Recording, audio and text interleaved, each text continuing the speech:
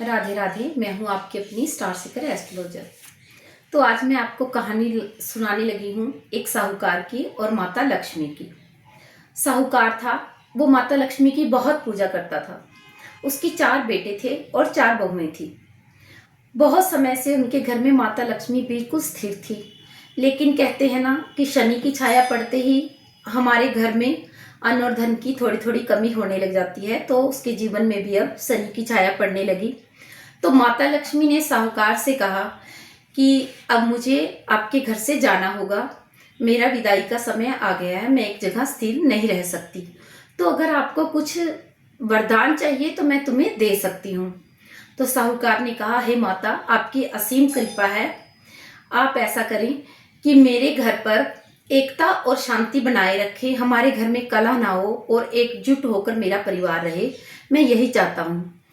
तब साहूकार के ऐसा कहने पर माता लक्ष्मी ने उसको आशीर्वाद दिया और माता लक्ष्मी उसके घर से चली गई। ऐसा करते करते बहुत समय बीत गया। धीरे धीरे जो साहूकार के घर में अन्न और धन की कमी होने लगी, लेकिन उनके परिवार में इतनी शांति थी कि वो बिना किसी चीज के भी अपना आसानी से अपना गुजारा करते रहे। तो एक दिन क्या हुआ कि साहूकार की जो बेटे की बहू थी, उससे भोजन में नमक ज्यादा पड़ गया। तो शनिदेव ने कहा कि आज देखता हूँ ये कैसे अपना शांति बना के रखते हैं। तब जब भोजन बनने के पश्चात साहूकार भोजन करने के लिए आया, तो साहूकार ने जब भोजन को चखा तो उसमें नमक ज्यादा था, लेकिन उसने पेशेंस रखा और शांति से भोजन करके चला गया। उसने कुछ भी नहीं कहा। ऐसे ही साहूकार के उसके पश्चात चारों बेटे आए और उन्होंने भी एक एक करके भोजन किया। उन्होंने पूछा कि क्या पिताजी ने भोजन कर लिया है? उनकी पत्नी ने कहा कि हाँ, भोजन कर लिया है। तो पिताजी ने कुछ नहीं कहा? नहीं नहीं, पिताजी ने तो कुछ नहीं कहा। तो उन्होंने सोचा, जब पिताजी ने ही कुछ नहीं कहा भोजन के बारे में, तो हमें भी नहीं कहना चाहिए। और वे सब लोग भोजन करके चले गए। उसके पश्चात जब उनकी पत्नियों ने भोजन किया तो उन्हें भोजन में बहुत ज्यादा नमक लगा और उन्हें लगा कि हमारे से आज बहुत बड़ी गलती हुई, हम अनजाने में ही हमारे से ये भूल हुई, हमें आगे से ऐसा नहीं करना है। तो जब माता लक्ष्मी हर रोज अपने भगत की तो सुनती ही थी, जब माता लक्ष्मी ने देखा कि इनके परिवार में इतनी शांति है, कमी होने के बावजूद भी ये लोग बिल्कुल झगड़ा नहीं करते और कितने पेशेंस से अपना जीवन यापन करते हैं। इनके घर में धन की कमी भी मैंने दी, अन्न की कमी भी दी, दुख भी दिया, लेकिन ये लोग अपनी शांति को कभी भी भंग नहीं करते और अपनी पत्नियों का कितना मान सम्मान करते हैं।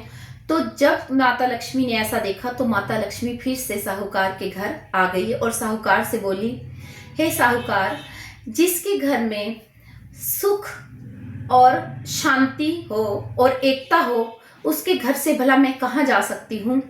तुमने मेरी इतनी सेवा की है, फिर भी मुझे, जैसे दिन के बाद रात होती है और रात के बाद दिन होता है, मुझे तुम्हारे घर को छोड़कर जाना पड़ा।